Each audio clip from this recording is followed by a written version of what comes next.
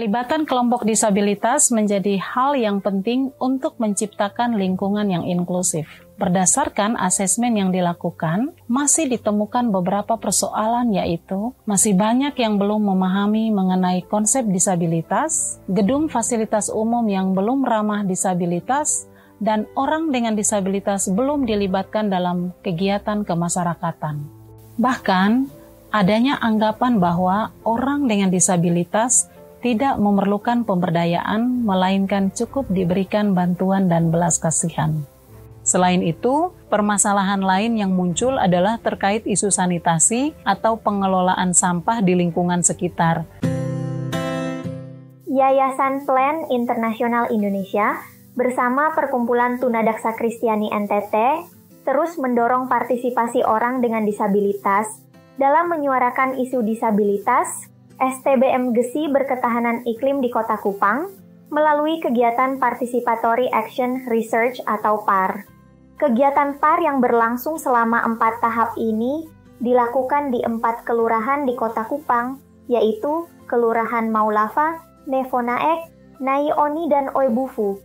Dalam proses PAR, orang dengan disabilitas akan menggali pengalaman mereka terkait isu STBM Gesi yang berketahanan iklim, lalu melakukan refleksi terkait pengalaman tersebut dan mengidentifikasi permasalahan yang ada di lingkungannya, serta menyusun rencana aksi praktis yang berkontribusi menjawab permasalahan tersebut. Beberapa rencana aksi tersebut antara lain sosialisasi konsep disabilitas kepada pemerintah dan masyarakat, sosialisasi pengelolaan sampah di level RT/RW, dan pemilahan sampah di level rumah tangga dan kelurahan.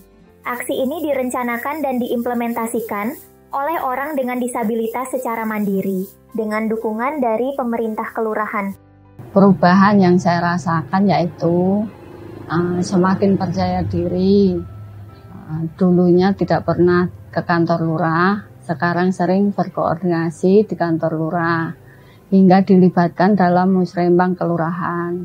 Kami selalu ikut berbagai kegiatan seperti menanam pohon, terus sosialisasi ke tiap-tiap RT dan kelurahan. Apa yang kami usul ke kelurahan, dari ke RT, selalu pihak RT juga, pihak kelurahan juga dong terima. Dengan adanya PAR, menambah wawasan pemerintah dan masyarakat mengenai pentingnya pelibatan orang dengan disabilitas dalam pembangunan, terutama di tingkat kelurahan dan kecamatan. Ketika kami mengikuti kegiatan dari Plan dan teman-teman Persani, membantu kami untuk melihat bahwa di tengah-tengah kita ada warga kita, ada keluarga kita yang disabel. Walaupun jumlah mereka tidak terlalu banyak, namun kami berharap ada kebijakan dari pemerintah untuk melibatkan mereka dalam proses di pemerintahan, khususnya di kelurahan, karena mereka memiliki kemampuan dan potensi. Saya rasa saya senang, maksudnya supaya dia punya pengalaman. Jadi bersyukur dia bisa gabung, dia punya dia termotivasi untuk berani begitu, berani bohong. Nah, setelah ikut kegiatan itu ada perubahan. Salah satunya itu dia lebih aktif untuk ketemu banyak orang.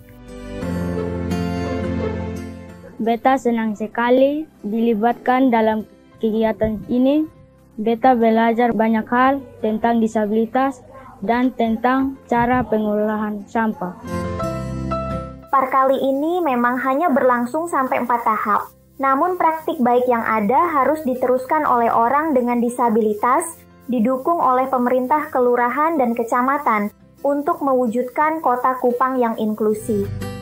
PAR menjadi awal partisipasi dan pemberdayaan bagi penyandang disabilitas. PAR menjadi wadah harapan untuk menjadikan penyandang disabilitas sebagai warga negara yang aktif dilibatkan dalam setiap proses pembangunan yang berkelanjutan.